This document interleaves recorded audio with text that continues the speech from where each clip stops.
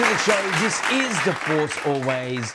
My name is Diz, aka David Zammit. Let's get on with it with the news, the views, reviews, and interviews. Making news today, well, actually, maybe a couple of days ago, Matt Smith, the actor who is playing an apparent lead villain in Starfighter, has sat down on, I think, a UK talk show talking that he has wrapped his part on Starfighter. That doesn't mean there could be reshoots. He could be asked to come back. That's just a normalization in the movies these days. It's no mistakes. It's no, we should be doing something else. It's just, reshoots possibly could happen. But Matt Smith has revealed he has finished, he's wrapped his part on Starfighter.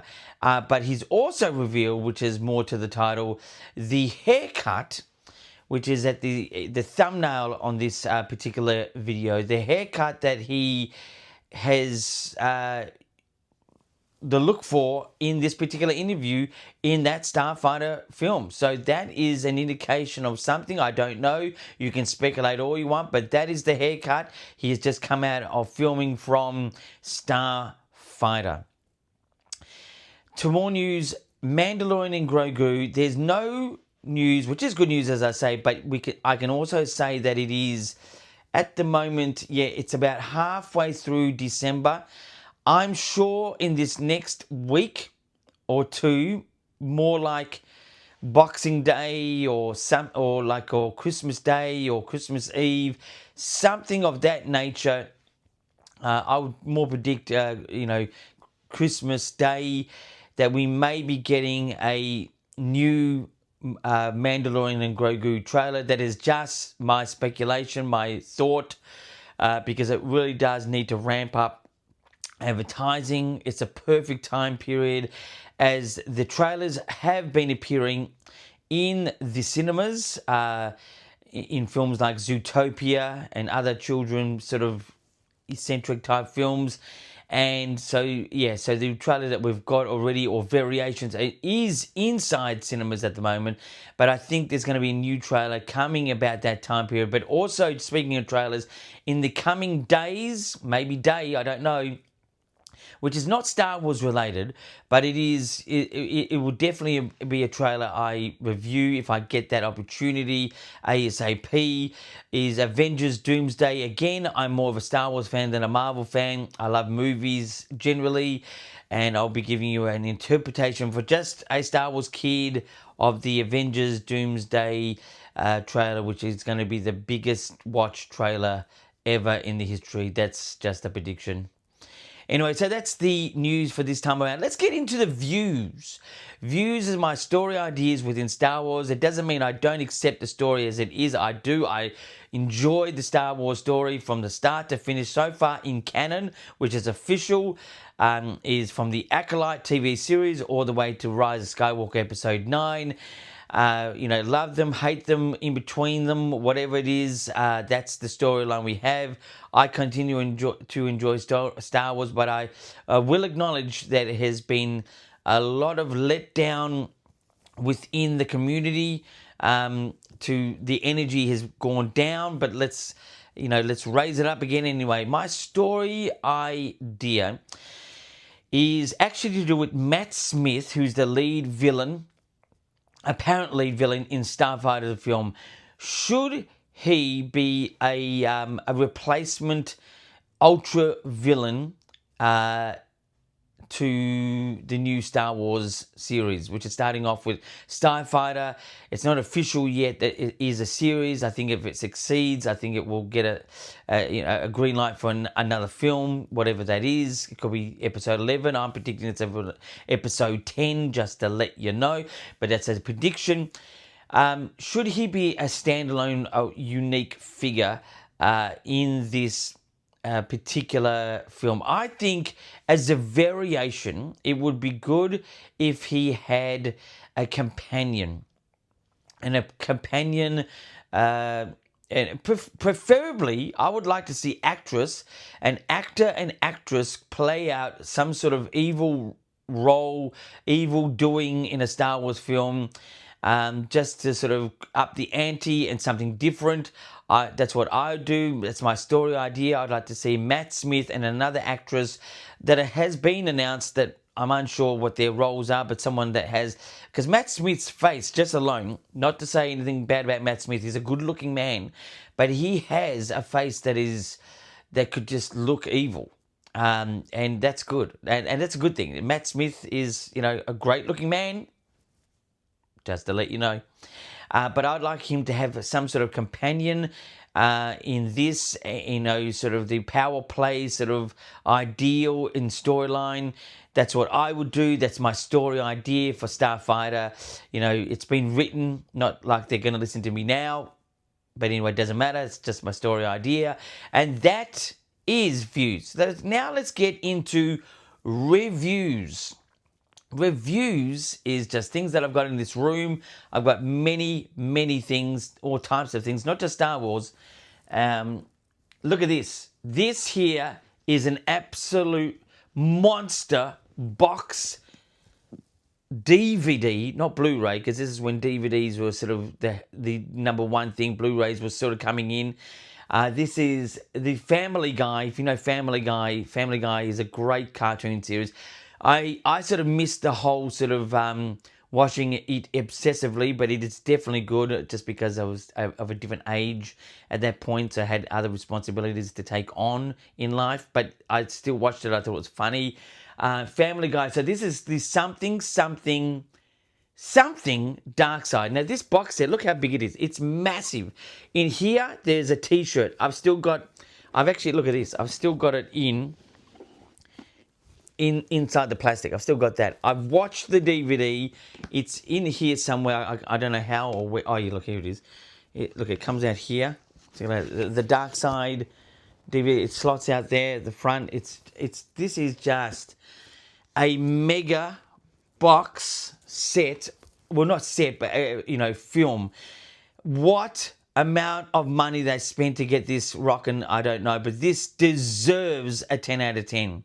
The actual movie itself was really good, but I would give it an 8 out of 10. Like I just sort of, the humor was not hitting me all the time, but it was definitely enjoyable. Even if it was not hitting me all the time, it was definitely good.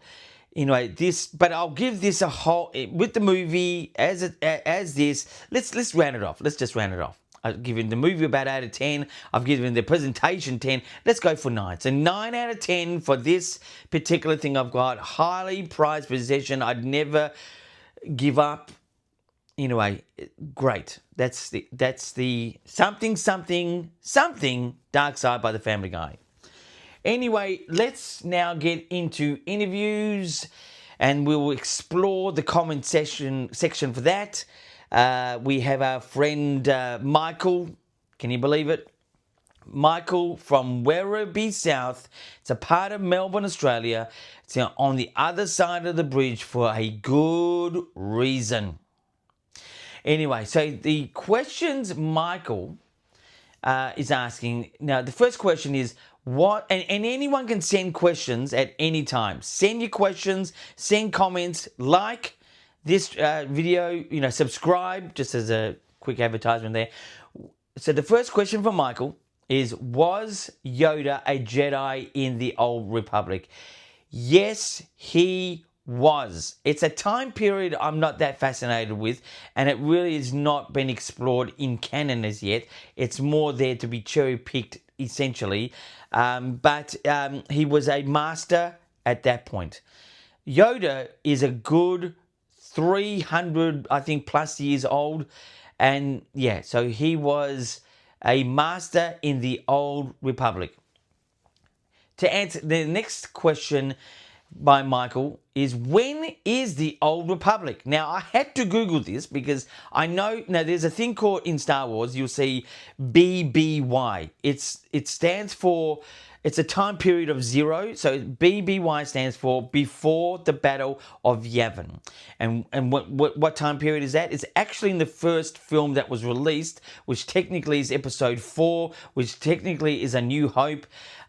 So when the first Death Star got destroyed, and that was in that time period of, because Yavin, they were trying to destroy Yavin. That was where the rebel base was, and so back before the Battle of Yavin, BBY. It's almost like sort of BC with the whole religious thing, or AD. But in Star Wars, they call it BBY, before the Battle of Yavin, when the first Death Star gets destroyed by the Millennium Falcon, but trying to destroy the rebel base that was on Yavin.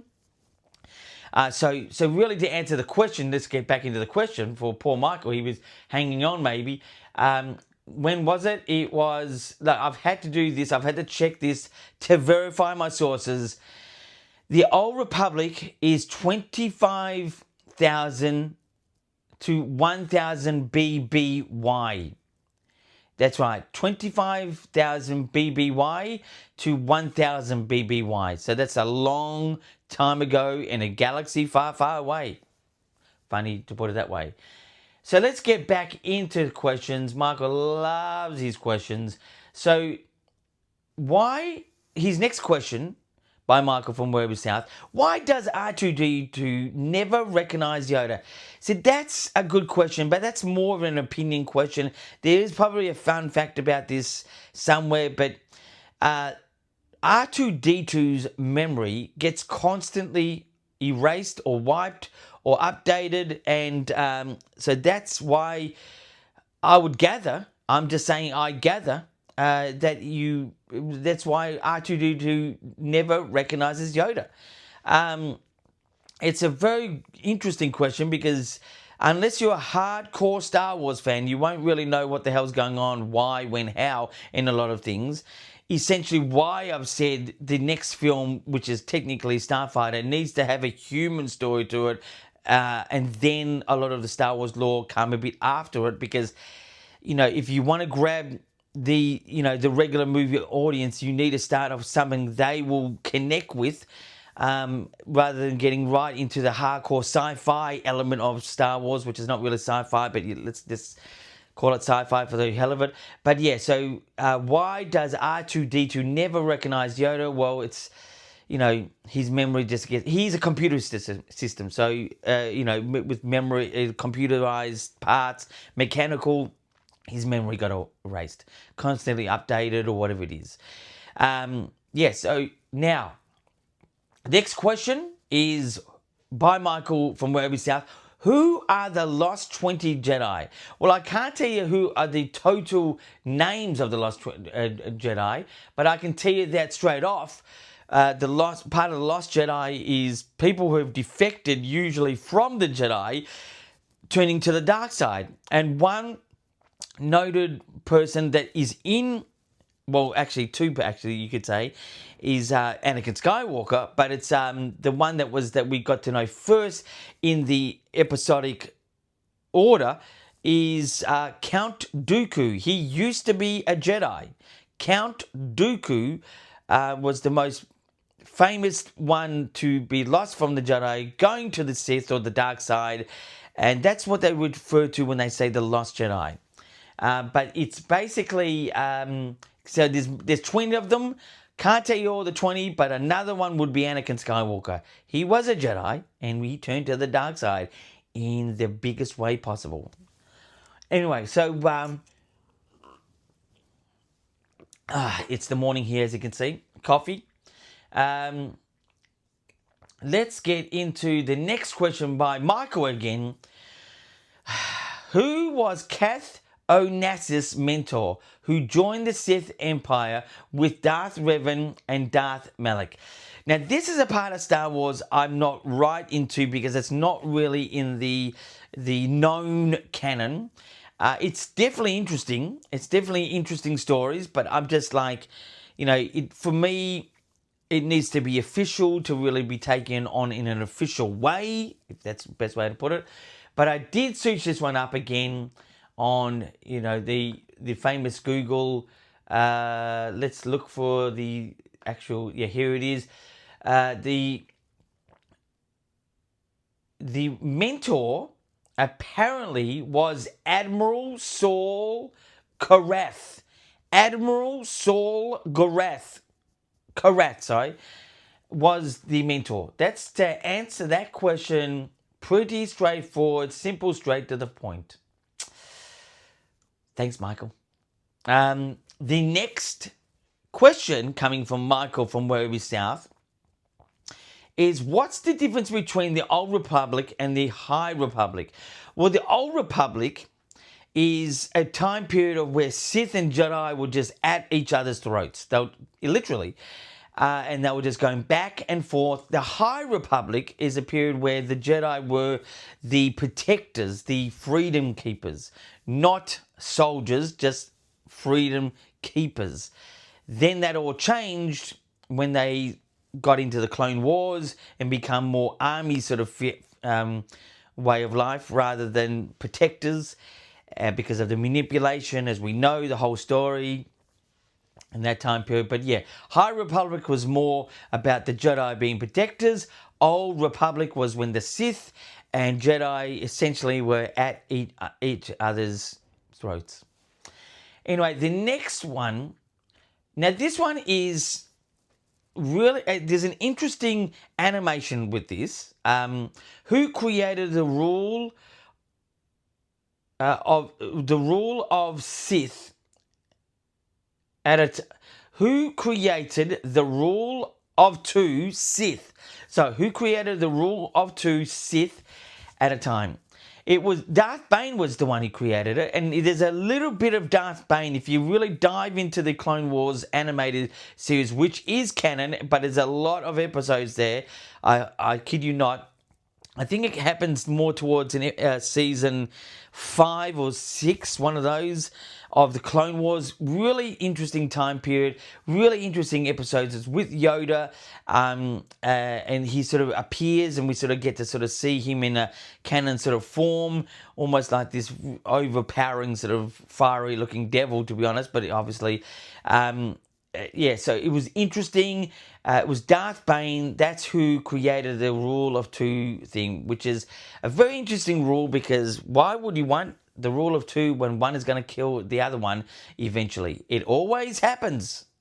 Anyway, so that is the questions. That is the show.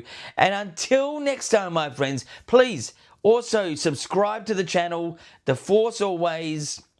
I'm here pretty much 3 or 4 times a week, giving you all that news, views, reviews, and interviews.